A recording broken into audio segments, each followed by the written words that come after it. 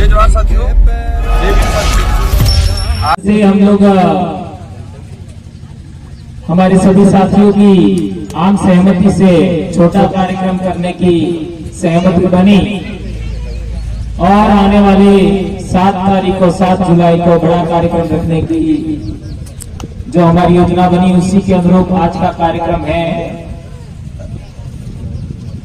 जैसा कि हमारे साथी कांति भाई ने बात बताई कि बहुत कम संख्या होती थी और हम लोगों ने बहुत सारी बातें बोल बोल करके 3 घंटा लोगों को जोड़ा है। तो यह संख्या कोई कम नहीं है, ये कोई भीड़ नहीं है, ये केडर लोग हैं, समाज में काम करने वाले लोग हैं। यह कोई संख्या छोटी नहीं है। बेशक हम लोग 2 बड़े कार्यक्रम लगातार इस दिन को किए और वो सम्मान समारोह का काम था तो संख्या ज्यादा थी, ये बात जरूर है, लेकिन उसी को हम लोग आगे 7 तारीख को कर रहे हैं। आज हमारे पाल रास्ता में गमेती नाना भाई खाट के नेतृत्व में उनके संरक्षण में जो स्कूल चल रहा था उस घटना नहीं। अभी जैसे हम देख रहे हैं तो 70 साल के आसपास का ये घटना है,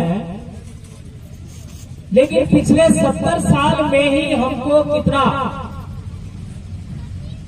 पढ़ाने वालों ने और जानकारी देने वालों ने कितना हमको बेवकूफ बनाया, यह आप सब जानते हैं। आज भी कई लोग गलत लिख रहे हैं और गलत बातों का प्रचार करते हैं कि अंग्रेजों ने गोली मारी। ऐसा लिखते ही नहीं लिखते। तो हमारे देश में विश्वविद्यालय कब खुले? अंग्रेजों ने जो विश्वविद्यालय खोले वो तो 1854 के आसपास खुले थे और ये घटना है 1947 की। तो अंग्रेज तो पढ़ाने का काम कर रहे थे, तभी तो कई सारे लोग पढ़े। अंबेडकर साहब 1956 में मरे तो अंबेडकर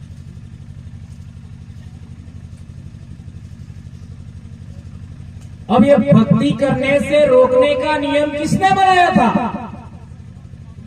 क्या अंग्रेजों ने नियम बनाया था?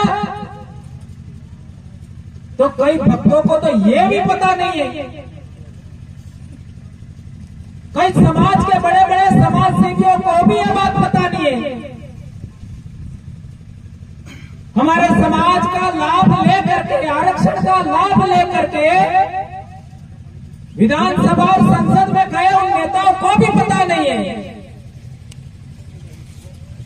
और समाज का आरक्षण का लाभ लेकर के सर्टिफिकेट लगा करके नौकरियां कर रहे उन लोगों को भी पता नहीं है कि भक्ति करने से रोका किसने था? क्या अंग्रेजों ने रोका था? तो ये बात भी झूठ साबित होती है। कौन सा नियम था? तो मनुस्मृति का नियम था। रजवाड़ों के अंदर मनुस्मृति का नियम चलता था। 1947 से पहले हम लोग दोहरी गुलामी झेल रहे थे। दोहरी गुलामी, एक रजवाड़ों की गुलामी और दूसरी गुलामी रजवाड़ों के ऊपर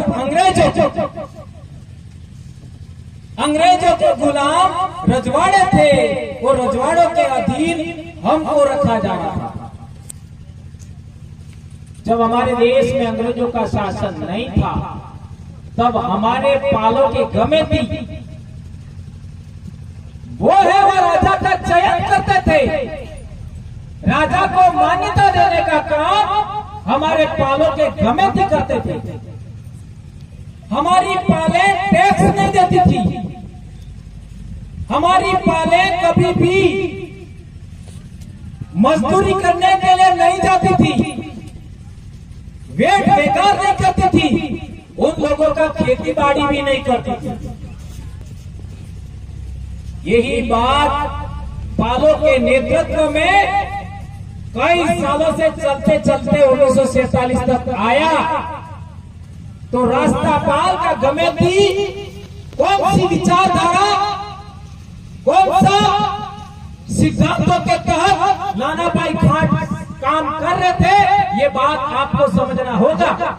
तब जाकर के समझ में आएगा कि नाना भाई खाट ने ही स्कूल खोलने का शुरुआत क्यों किया और स्कूल बंद करने से अपने आप को मैं सही हो जाऊंगा, मरते दम तक स्कूल बंद नहीं होने दूंगा, ये प्रण भी इसीलिए किया होगा। ये बात आपको समझना होगा।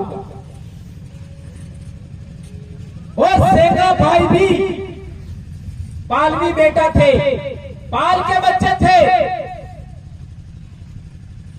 पाल मेंबरवाड़ा का हिस्सा सासरपुर से लगा करके उधर नौकना तक लगता है, इधर आपका धम्बोड़ा से लगा करके डूंगरपुर तक लगता है। वो भी पाल के बेटे थे। पाल की व्यवस्था आदिवासियों की है, गांव की व्यवस्था हमारे पूर्वजों की नहीं है। ये बात भी हमें समझना पड़ेगा। और आज की तारीख में हम लोग यहां तक आए हैं, हमारे समाज के अंदर कई लोगों ने काम किया, समाज सुधार के नाम पर कई लोगों ने काम किया, समाज को जोड़ने के लिए कई लोगों ने काम किया। उन लोगों को लोगों ने असफल किया, सफल नहीं होने दिया।